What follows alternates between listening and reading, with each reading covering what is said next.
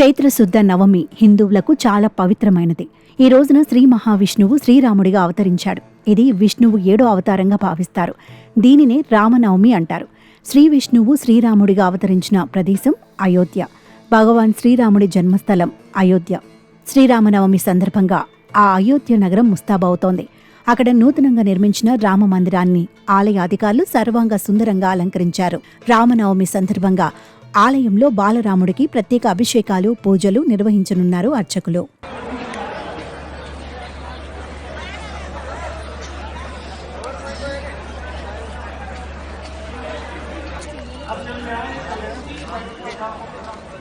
అంతేకాదు, రామనవమి రోజున మధ్యాహ్నం 12 గంటలకు సూర్యతిలకం దిద్దనున్నారు.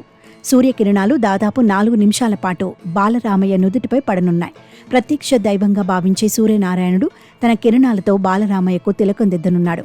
ఈ వేడుకను తిలకించేందుకు అయోధ్య ట్రస్ట్ ప్రత్యేక ఏర్పాట్లు చేసింది.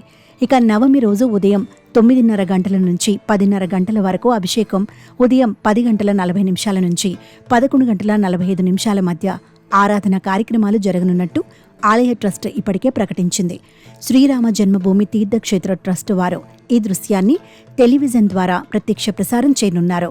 ఏటా శ్రీరామనవమి రోజున రాముడి విగ్రహం నుదుటిన సూర్యకిరణాలు ప్రసరించేలా అధికారులు ఆలయ నిర్మాణంలో ప్రత్యేక వ్యవస్థను రూపొందించారు.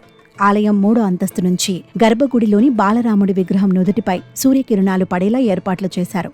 ఇందుకోసం పరిమిత సంఖ్యలో పైపులు, కుంభాకార, పుటాకార కటకాలతో ఒక వ్యవస్థను రూపొందించారు.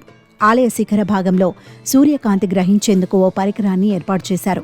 అక్కడి నుంచి పైపు లోపలికి కాంతి ప్రసరించి తిలకంగా కనిపిస్తుంది.